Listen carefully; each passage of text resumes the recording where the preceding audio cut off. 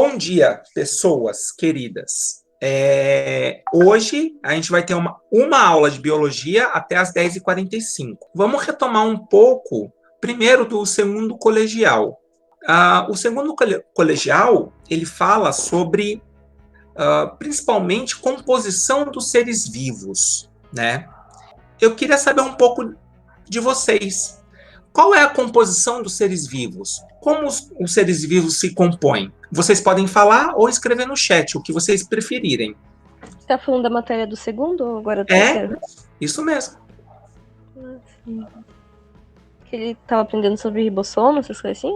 Isso, exatamente. Então, vamos lá. Ribossomo. Vamos começar no ribossomo, então. O que o ribossomo faz? O ribossomo, na verdade, ele é uma estrutura dentro de um outro componente dos seres vivos, né?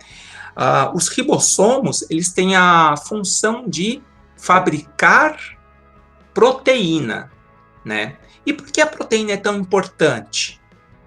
Porque é justamente a proteína que vai constituir os nossos corpos. Então, por exemplo, o nosso cabelo, ele é feito de uma proteína chamada queratina, tá? Então, tudo que vocês têm no corpo de vocês, principalmente é formado de proteína, tá? Porém, os ribossomos são um componente, somente um componente de uma outra estrutura maior. Que estrutura é essa que forma os seres vivos? O DNA? O DNA é a outra estrutura que está dentro dessa outra estrutura que eu falei, né? O DNA é interessante, porque o DNA é justamente a lista, né? É como se fosse um arquivo de características das pessoas, né? E é justamente dentro do DNA que estão as informações necessárias para a produção de proteína. Olha só que louco! Você, Ingrid, lembrou de duas coisas que estão bem ligadas, né? Os ribossomos e o DNA. E esses dois componentes estão dentro dessa outra estrutura que eu estou querendo que vocês me falem. Que estrutura é essa? Aí, ó, a Giovana falou, célula. Isso mesmo, Giovana, célula. Então, o que acontece, gente? Nós, seres vivos, todos os seres vivos, somos compostos por células, tá? E essas células, dentro delas, a gente tem vários componentes. Cada um desses componentes tem uma função, certo? Então, a célula é esse componente, que, na verdade, funciona independentemente, tá? Ele é como se fosse um tijolinho que forma o ser vivo. Sim. Ótimo. Então, é o seguinte, isso aqui é uma célula, certo? E dentro das células tem vários componentes, tá? Vocês estão vendo o meu cursor do mouse? Sim. Sim, ok. Essa estrutura azulada aqui, esférica, é justamente o núcleo da célula. É o centro administrativo da célula. É onde fica justamente o DNA, tá? Esse DNA é o que tem as informações necessárias para a fabricação dos componentes celulares, tá? Só que esse DNA não consegue sair do núcleo. Ele sai sob outra forma, tá? Chamado RNA. É esse RNA que vai até os ribossomos, certo? Para a produção de proteína, ok? Estão vendo? Ok. Vamos lá. Então, é o seguinte, o ribossomo é uma estrutura dupla, ela tem duas partes, tá? Só uma recapitulação. Tem a parte menor e a maior, certo? E é aqui dentro, quando elas se juntam, é que vai ser lido justamente esse material genético, né? O RNA. E esse processo é chamado de tradução, certo? É quando o RNA mensageiro ele é transformado, é traduzido em proteína dentro do ribossomo, certo? E é assim que nascem as nossas características. Então, todas as nossas características, tudo que você pensar dentro do seu corpo, ele é uma tradução da função de uma proteína. Então, eu quero que vocês guardem justamente isso, tá? Que todas as suas características são manifestações de proteínas.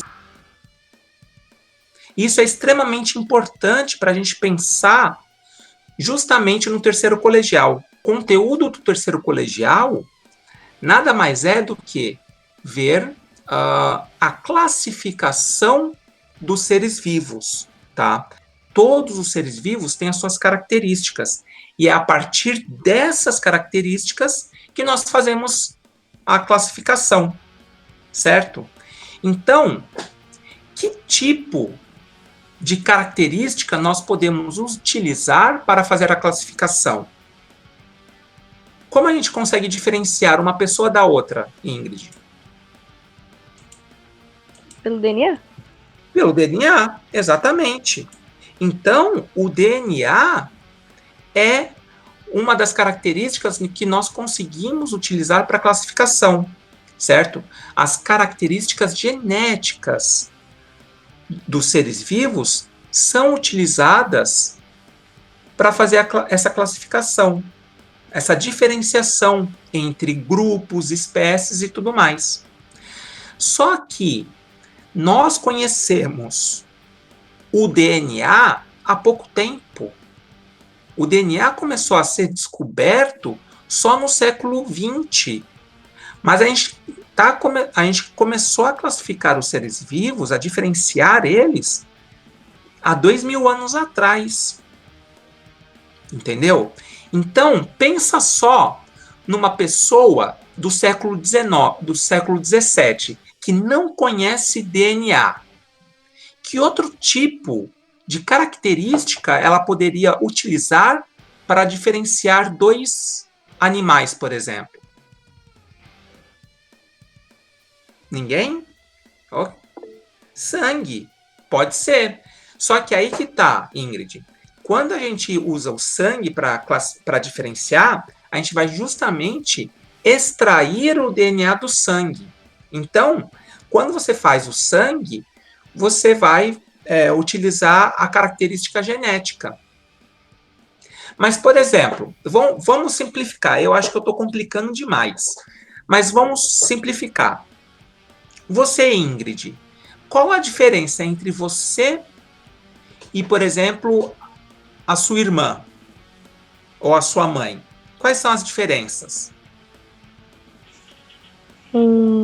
Cabelo? Cabelo, o que mais? A altura, provavelmente? E a altura também. A altura, formato do rosto? Isso, formato do rosto. A cor? Mais ou menos. Que é meio parecida. É bem parecido, mas, por exemplo, a altura, o formato do olho é igual? Não. Não. Então, essas características não conseguem fazer a diferenciação entre você e a sua mãe? Sim. Agora pensa justamente entre um leão e um tigre. Você precisa chegar até o DNA deles para diferenciar os dois? Não. Como você vê a diferença entre os dois? Pelo, tamanho. Pelo, tamanho, cor do pelo, né? Que são características físicas, não são? Sim. Exatamente. Então, os primeiros sistemas de classificação e de diferenciação entre seres vivos eram justamente as características físicas. Olha só como é diversa a vida nas suas formas, né, nas suas características físicas. E aí, os cientistas, antes do século XX, utilizavam toda essa diversidade de características físicas para fazer a classificação dos seres vivos, né? Eles começaram a fazer um tipo de sistema de classificação, né? O primeiro a fazer isso foi há 2000 anos atrás, mais ou menos.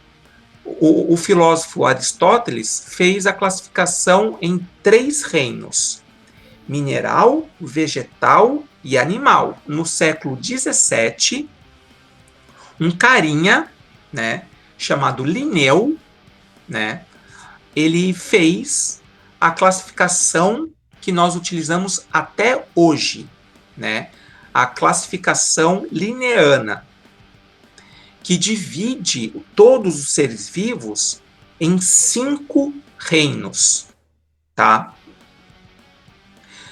Reino Monera, Protista, esse Protista está quase caindo, tá? Fungi, ou Fungi, Metafita e Metazoa, tá? Eu vou colocar aqui no chat o nome para vocês terem, tá? Aí vocês copiam, ou tiram foto, ou dão um print. E o reino animale? Foi depois? Então, na verdade, o que acontece? O Metafita e o reino Metazoa tem nomes. Esses nomes, Metafita e Metazoa, são nomes gregos, tá? Mas eles têm nomes latinizados, tá? O reino Metafita é chamado também de reino Plantae, e o reino Metazoa é chamado de reino Animalia. O reino Monera, ele é o reino formado pelas bactérias, tá? Essas bactérias, elas têm algumas peculiaridades, né? Lembra aquela imagem que eu mostrei da célula? Aquela célula, na verdade, ela mostra uma imagem das nossas células, células de animais. A célula de bactéria é diferente das nossas, tá? E eu vou mostrar para vocês qual a diferença, tá? Só dá um momento aí. Tem umas coisas que eu decorei sobre esses reinos fazendo a atividade. Ah, é? Uhum. O que você decorou? Eu decorei que no reino Monera tem a bactéria aqui, o negócio do tétano, né? Isso. Isso aí. Foi a Monera. Então, essa é uma coisa interessante. A gente vai ver que muitos desses grupos, eles são parasitas humanos, tá? Eles são parasitas humanos. Então, eles causam doenças em humanos. E um desses, né, seres são as bactérias. E as bactérias podem causar várias doenças humanas, tá? Várias. Tá aqui. Olha que bonitinha. Do lado esquerdo, tá? Vocês têm a célula humana, como eu disse para vocês. E aqui, em azul total, vocês têm a célula de bactéria. E aí eu pergunto para vocês, olhando assim, para as duas imagens, qual vocês acham que é a célula mais complexa? Vocês estão vendo o cursor, né? Uhum. Ok. Aqui nós temos as nossas células. Olha quantas estruturas lá dentro. Olha isso. Estão vendo? Além disso, nós temos o núcleo. Agora, a célula bacteriana. Olha isso. Qual que é mais complexa? A célula humana ou a célula de bactéria? A humana. A humana, perfeito. Olha aonde está o DNA da bactéria. Esse aqui é o DNA da bactéria.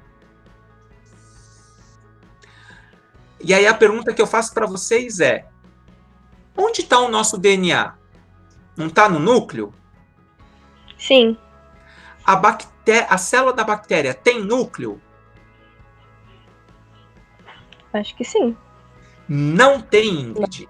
Essa é a principal diferença entre uma célula humana e uma célula de bactéria, né? A célula de bactéria, o material genético, o DNA, ele fica disperso no interior da célula, enquanto na nossa célula, esse material genético ele fica envelopado, ele fica organizado dentro do núcleo, né?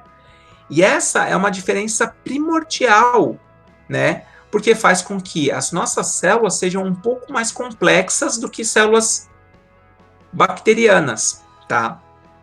E essas características, essa é uma das características que diferenciam células humanas de células de bactéria, tá? Além disso, as bactérias, elas produzem energia de uma forma diferente da produzida pelas células humanas. A pergunta que eu faço agora é, vamos retomar um pouco lá do segundo colegial. Como as células humanas produzem energia? Qual que é o gás que a gente precisa para sobreviver? O oxigênio? Oxigênio. O oxigênio no nosso organismo tem uma função, é primordial. O oxigênio, ele faz com que a gente consiga quebrar o açúcar e produzir energia com isso, né? Então, a glicose que a gente consome na nossa alimentação é o nosso combustível. E o oxigênio faz essa quebra desse combustível para a liberação de energia muito mais otimizado, fazendo com que a gente produza muita energia. Já as bactérias, né, muitas delas não precisam de oxigênio para sobreviver. Elas sobrevivem em ambientes sem nenhum oxigênio, fazendo uma reação chamada fermentação, tá? E aí que tá, é aqui que a gente acaba a nossa aula. A única lição que eu vou passar para vocês, certo? É a seguinte, eu vou disponibilizar no Google Sala de Aula. Mas eu já vou falar para vocês irem se adiantando. O que eu quero de vocês? Eu quero a diferença, eu quero que vocês pesquisem, tá? A reação química da respiração celular. Eu vou colocar aqui no chat.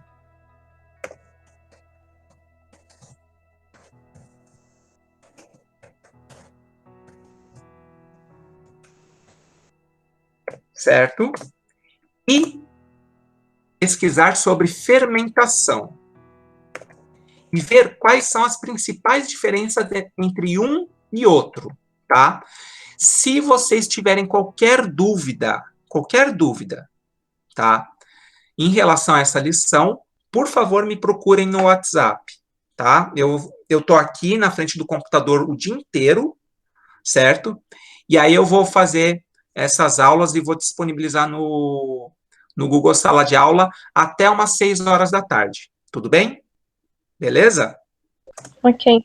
Professor, você pode mandar para mim depois uma Messenger o link da próxima reunião? É isso, gente. Eu espero que vocês tenham gostado.